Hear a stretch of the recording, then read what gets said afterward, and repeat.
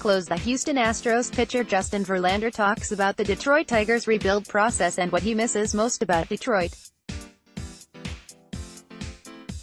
Anthony Fenech, Detroit, Free Press Houston, "It's going to be different. Justin Verlander knows. But how different, he won't know until he takes the mound at Minute Maid Park for the 406th start of his Major League career on Sunday afternoon. There, he will stare back at batters wearing one of the only two uniforms he had ever worn until last season, when the Detroit Tigers dramatically changed course by trading their homegrown franchise player. I think once I'm out there, it's going to be business as usual," he said on Friday afternoon. "But right now, I can tell I feel a little differently about it. I know these guys so well, a lot of them, and I still text with a bunch of the guys, so that's not something I normally do with teams I'm going against, but we'll see.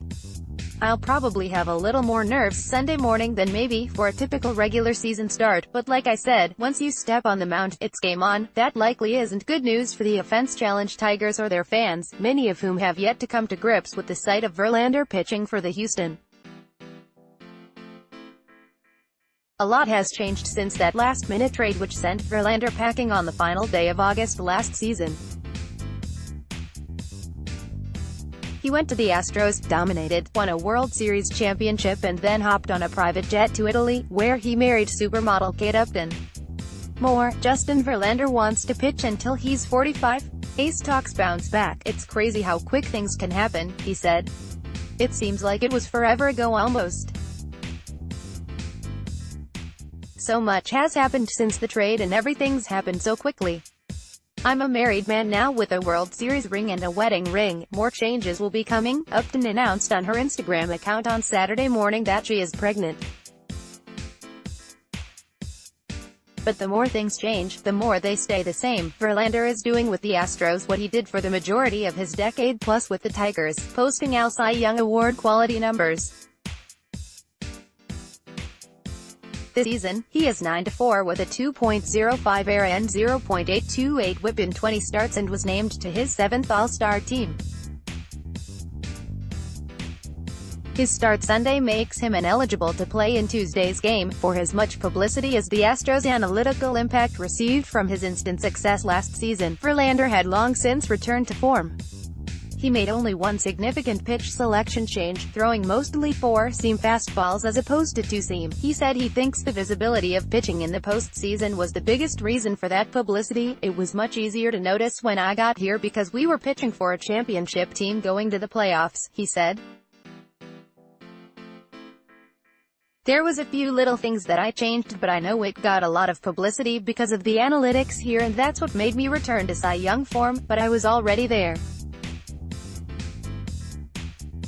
I had figured it out in Detroit." Verlander will always be synonymous with Detroit, and it's the bond shared with the fans there which he credits as the toughest part of waiving his no-trade clause to accept the deal. "Really, I was concerned with how the fans would react," he said. "I think as far as a pure baseball decision, I think it was a pretty clear-cut yes, if you were just thinking baseball, but when you're thinking what I kind of started in Detroit and the relationship I had created with the fans there, all that stuff matters to me, and you've seen horror stories with how some athletes that were prominent in cities bowed out in not the right fashion, and it didn't come across well to their fans, and I didn't want to do that to the Detroit fans.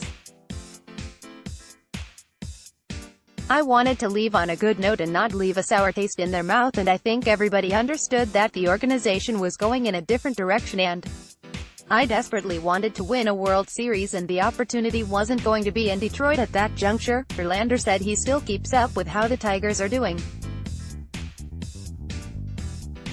On Thursday night, he shared a dinner with former teammates. "I still pay attention," he said. "I didn't unfollow them on social media, so I get updates. I mean, look, Detroit is always going to have a place in my heart and I'm always rooting for that organization, so I definitely keep following them to see what's going on." Contact Anthony Fenech, Fenech@freepress.com. Follow him on Twitter @AnthonyFenech. Download our Tigers Extra app for free on Apple and Android devices.